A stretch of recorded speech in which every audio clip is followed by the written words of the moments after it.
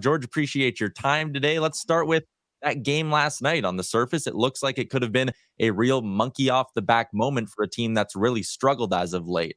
So I guess my question is that just a good game against a bad opponent, or have there been signs lately that the Panthers are starting to find themselves? Yeah, I think part of it had to do with it being the Ottawa Senators, right? But, the way the Florida Panthers started, they came into that game losing 8 out of 10, and they scored 2 goals within the first 97 seconds. So that's a pretty good start. But what Paul Maurice said afterwards was that he was very pleased, not with the final score or anything like that, but when the Panthers were up 4-0, 5-0 in the second and third period, they were still blocking shots. They were still forechecking. They were still back checking. They looked like the Panthers again, and that's something that we had not seen in the past couple games. They got up for games against Boston and other teams, but they just didn't really seem to have it against Montreal on Tuesday night. Toronto kind of took it to them until the Panthers woke up in the third period. So I don't know if it was if the Panthers are back or not, but they're kind of taking it easy. I mean, it's hard to fake desperation. The way the Florida Panthers play their game, they've got to have something a little bit on the line, right? And when there's nothing, it's hard for them to do. But they did do it last night against Ottawa. We'll see if they do it on Saturday against Boston. I think they will. The way they were talking, they seem to be really excited about going into Boston tomorrow for a nationally televised game. We all need a little juice, George. Yeah, we all do. I mean, gin and juice.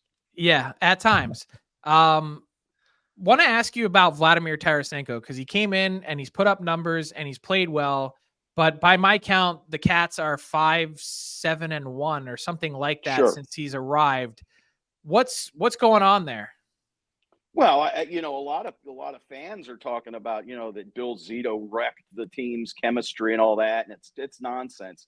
Paul Maurice is trying to find a place where Vladimir Tarasenko is going to play his best. He's tried him on the third line with Anton Lundell, and that's looked good at times. Now he's got him up with Sasha Barkov and Sam Reinhart, and listen, there seems to be a real chemistry between Vladimir Tarasenko and Sasha Barkov. They both are fluent in Russian, even though Barkov is from Finland. His family is Russian. They communicate very well together. That's why they put the two on the top line when they first got Tarasenko before moving things around. Tarasenko seems to be fitting in just fine. I mean, he's got 5 goals, 11 or 12 points. I don't remember, but he's been fine, especially with Barkov, with Carter Verhaeghe out there using him on power play 1 now. So Tarasenko's, figuring things out.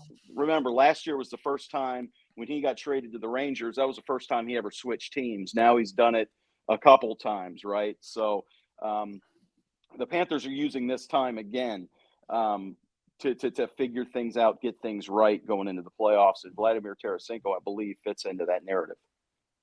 Wanted to ask you about Oliver Ekman-Larsson. He's the nominee for the Masterton Trophy. And I mean, even on the ice, it's a great story off the ice because he's a guy coming off the buyout, has reestablished himself now in the NHL, but also for this Panthers team that's dealt with injuries on the blue line. How important has he been to their success?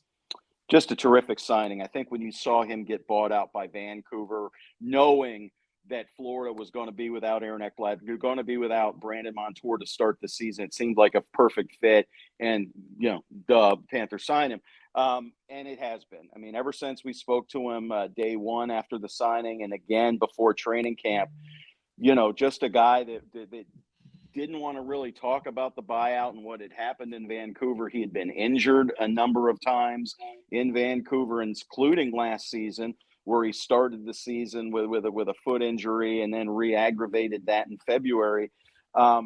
He just wanted a fresh start, and he wanted to do it with the Panthers, and he's been terrific. I mean, he started on the top line, on the top pairing with Gustav Forsling, and when Aaron Ekblad came back, he moved down.